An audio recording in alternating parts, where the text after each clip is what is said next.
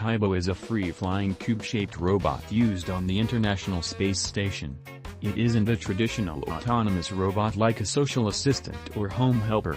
It's an educational robot kit designed to teach young children basic programming and computational thinking through hands-on play. Kids build and decorate the robot, then program motions and behaviors using physical coding blocks, all without screens or tablets. Kibo Robot is used for space robotics research, remote-controlled experiments, autonomous navigation in microgravity, education and international robotics competitions. Unlike Kilobots, Kibo Robot is not a swarm robot and operates as a single intelligent system in space.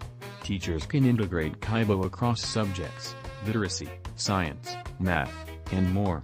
Kibo brings robotics to life for young learners by allowing kids to build a real robot. It can assemble physical parts and design a decorated robot body. It can line up coding blocks, each representing a command, and have Kibo move, turn, pause, or react accordingly.